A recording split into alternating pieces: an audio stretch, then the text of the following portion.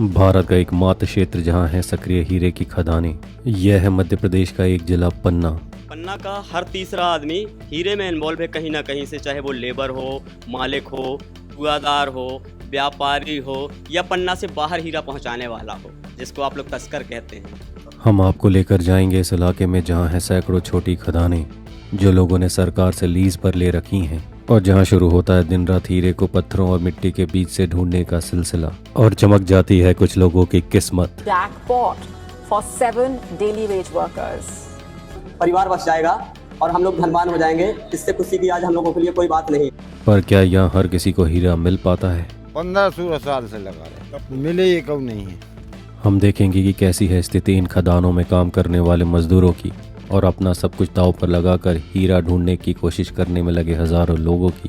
तो अभी स्कूल पे तो नाम ही ना लिखा है बालकों के, 3 बालक हैं। साथ ही हम आपको बताएंगे कि क्यों माना जाता है पन्ना में बहने वाली नदी किलकिला की ही वजह से यहाँ हीरा पाया जाता है।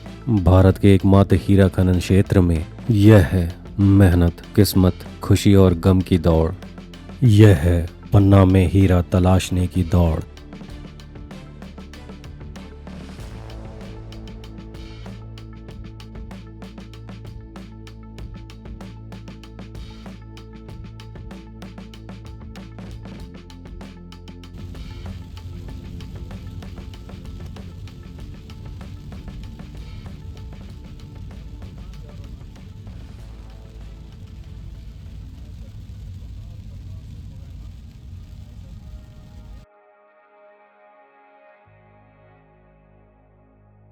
मध्य भारत में मानसून अपने चरम पर है और अगस्त के महीने में हम जा रहे हैं मध्य प्रदेश के एक वन संपदा से परिपूर्ण स्थान पन्ना में।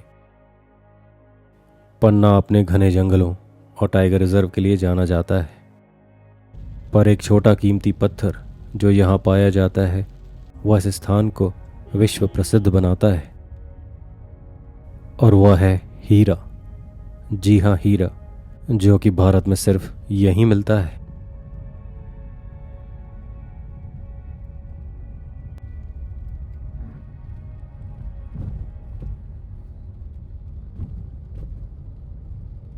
और एक खास बात जो पन्ना को इतना दिलचस्प बनाता है वह यह कि बाकी खनन के विपरीत यहाँ से बड़ी कंपनियाँ या व्यापारी खनन नहीं करते, बल्कि यहाँ आम लोग और गरीब मजदूर अपने लिए हीरा तलाशने में लगे हुए हैं, अपने छोटे छोटे खदानों में।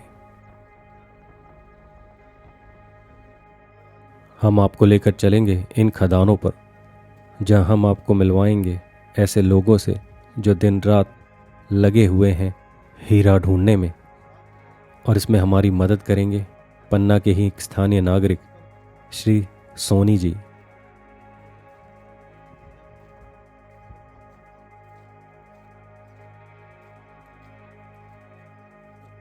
सक्रिय खदानों में जाने से पहले हमें सोनी जी ने पन्ना शहर के बीचों बीच ऐसी जगहें दिखाई जहां खनन किया जाता था।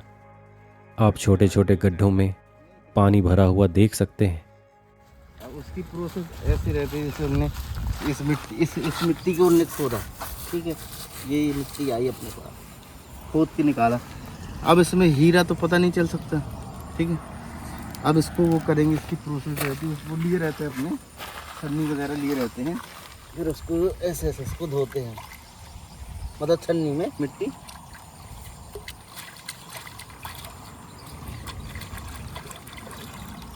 फिर इसको वो सुखा देते हैं। पूरा दिन भर उनका यही काम रहता है, फिर उसको वो सुखाते हैं इस तरह, फिर वो सुखा देते। जब ये सूख जाता है फिर वो धूप में चमकने लगता है, फिर उससे वो ढूंढते हैं।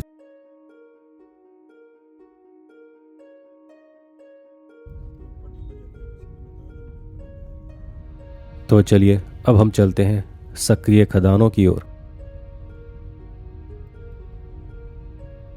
रास्ते में जाते वक्त हमें कुछ उत्सुकता हुई। हमने पूछा कि क्या हम यहाँ के कुछ स्थानीय लोगों से मिल सकते हैं जिन्हें हाल ही में हीरा मिला हो, और क्या वह हमसे बात करेंगे अपने अनुभव के बारे में। इसमें हमारा भाग्य ने साथ दिया और हमें मिले यहाँ पर कुछ मजदूर दोस्त जिन्हें कुछ ही महीनों पहले मिला था 17 कैरेट का हीरा, जिसकी कीमत लगभग 50 से 80 लाख रुपए है अनकट। और यह समाचार हाल ही में मेन स्ट्रीम मीडिया में भी था। A jackpot for 7 daily wage workers. Why exactly? Well, they discovered an uncut diamond weighing a staggering 17.96 carats. हमारे 3 साथी थे जिनकी अभी विवाह संस्कार नहीं हो पाया। दोनों ये हैं, अब इन दोनों का परिवार बच जाएगा और हम लोग धनवान हो जाएंगे। इससे खुशी की आज हम लोगों के लिए कोई बात नहीं है।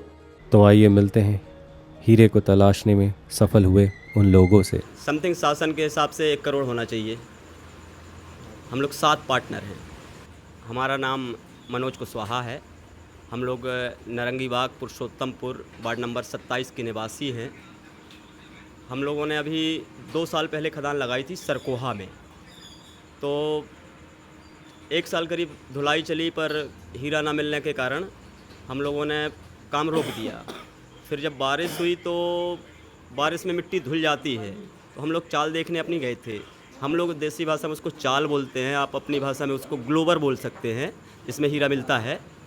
तो जब वहाँ गए तो वो धुला हुआ हीरा ऊपर ही पड़ा मिला रखा था, तो वो हम लोगों को मिल गया। तो हम लोग आ गए और जाके जो पन्ना में हीरा कार्यालय है वहाँ पर जमा कर दिया। ये तो पन्ना में जो भी खदान लगाएगा हीरा 100% मिलेगा, मिलता ही है। हीरा पन्ना में 2 प्रकार से मिलता है। एक जैसे जो फॉरेस्ट वाला एरिया है, जंगल वाला एरिया है, वहाँ पे ऊपर से ही मिट्टी नहीं होती, चाल होती, तो ऊपर से ही धुलते हैं। पर जैसे हम लोग निजी भूमियों में खेतों में लगाते हैं, जो खेत मालिक होते हैं उनको या तो पार्टनर करते हैं या उन्हें 25% में देते हैं या उनसे पैसे में ख़रीदते हैं। फिर 18 से 20 फीट मिट्टी रहती है, उनको मिट्टी फेंकते हैं।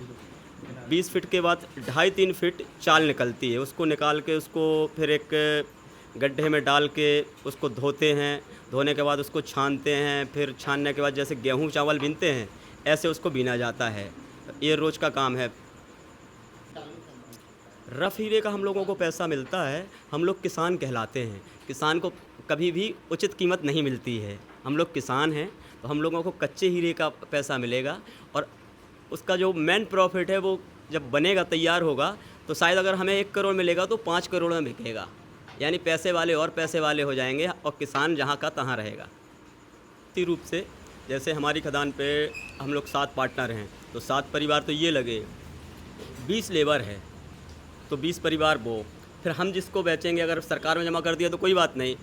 छोटा हीरा मिलता है तो ज़्यादातर ब्लैक से बेच देते हैं, जिसको आप लोग ब्लैक कहते हैं। ब्लैक से बेचने की भी परिस्थिति होती है।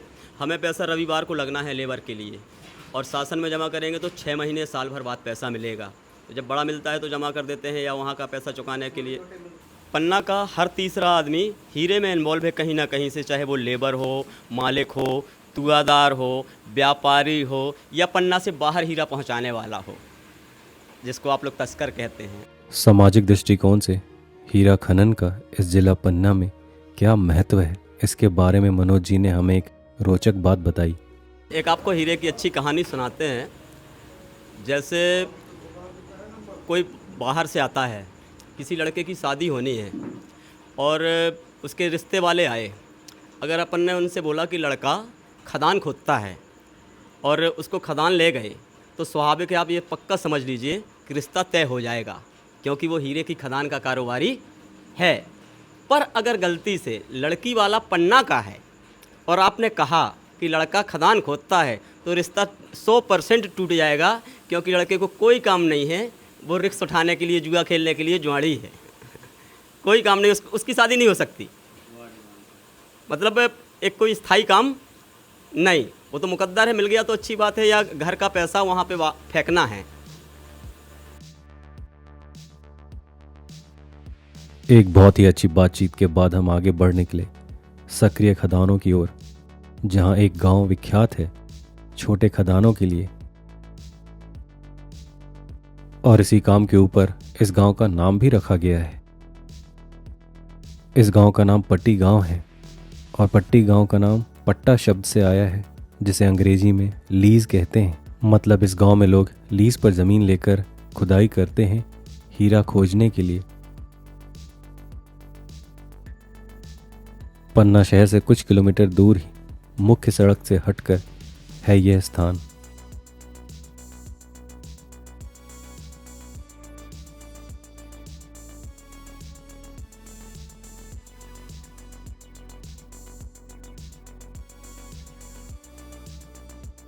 कुछ ही मिनटों की ड्राइव के बाद हम वहाँ पहुँच गए और हमें वहाँ पहुँचने के बाद कुछ अस्थायी टेंट्स दिखे जो लोगों ने जुगाड़ से बनाए हुए थे।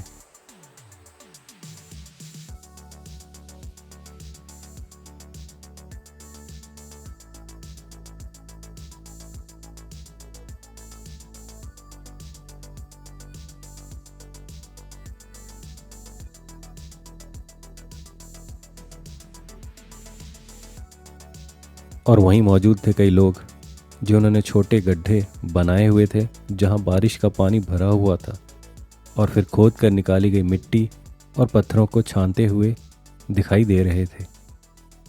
चलिए हम इनके पास चलते हैं और इन लोगों से थोड़ा बात करते हैं।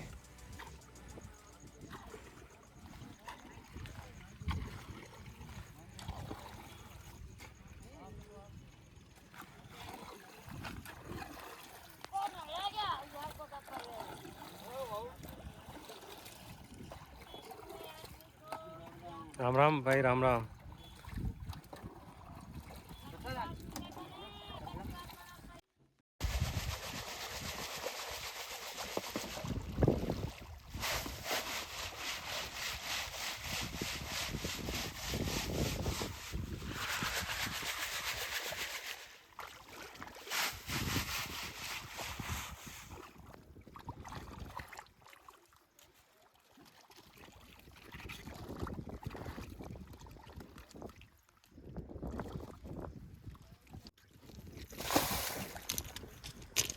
ऐसे चुन चुन के निकालते हैं क्या? हाँ, ये इसमें इसी में कुछ दिख गया तो दिख गया, ऐसा है क्या? हाँ, पहले बड़े बड़े पत्थर निकाल देते हैं। हाँ।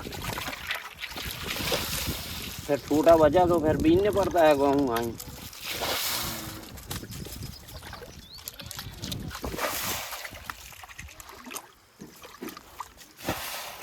तो इस वाले में क्या करते हो फिर? इधर सेम वही चीज़? इसी में वही चीज होती है। अच्छा, छोटा गड्ढा है बस। इसमें कंकड़ ज्यादा है, मिट्टी कम है। मिट्टी ज्यादा है, ये पत्थर वाला फूटर का है।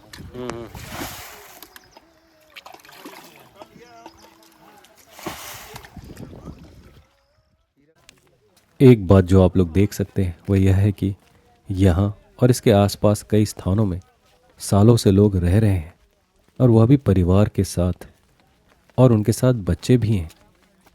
ऐसे स्थान में जहाँ न बिजली है और न ही दूसरी सुविधाएं, न ही स्थान का कोई पता है और न ही कोई स्कूल आसपास, तो फिर यहाँ के परिवार यहाँ कैसे रहते हैं? अब परेशानी तो ऐसी है कि अब अंधेरे में रहे हैं बच्चे, तो परेशानी तो अभी स्कूल कहीं जा ही नहीं पा रहे बच्चा।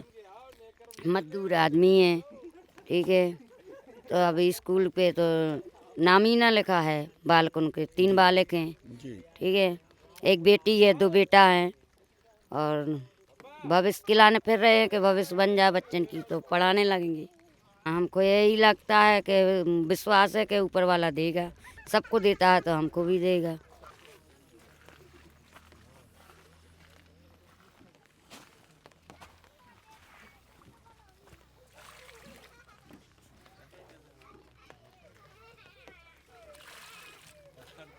सबसे पुराने खदान 15-16 साल से लगा रहे। तो अब तक कितने हीरे मिल चुके हैं आपको? मिले ये कब नहीं है। अरे छोटी रेज मिली तो क्या होता है उसमें, मेहनत ज़्यादा है और आमद कम है। मैं प्रयागराज का रहने वाला हूँ और मुझे पता चला था यहाँ हीरा मिलता है। कंस्ट्रक्शन का मेरा काम है ही। मैं यहाँ सिर्फ देखने आया था। देखने आया तो मुझे लगा कि यहाँ बहुत लोग मेहनत कर रहे हैं, मजदूरी कर रहे हैं। मैं भी करता हूँ। मैं पन्ना रहता था पहले, लेकिन ये बाबा हैं, ये बोले कि अगर यहीं रहोगे तो हीरा मिलेगा।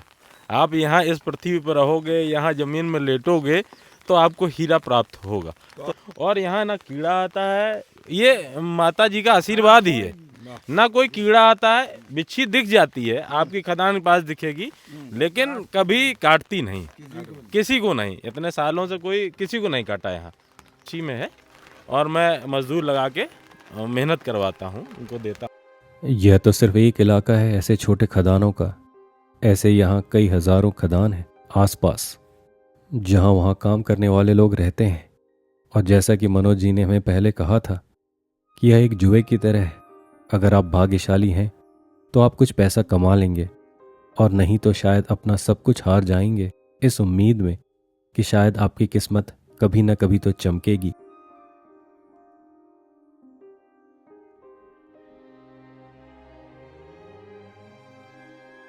खैर, अंत में हमें किसी और से मिलना है, पर वह एक व्यक्ति नहीं बल्कि एक नदी है, जो कि लोक कथाओं के अनुसार यहाँ मिलने वाले हीरों के लिए जिम्मेदार है।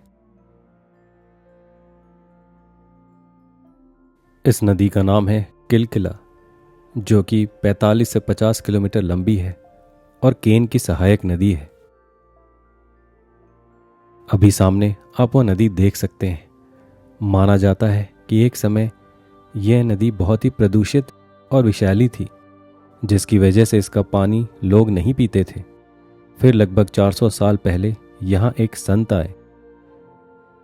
उनका नाम था महामती प्राणनाथ, और उनके स्पर्श से यह नदी साफ हो गई।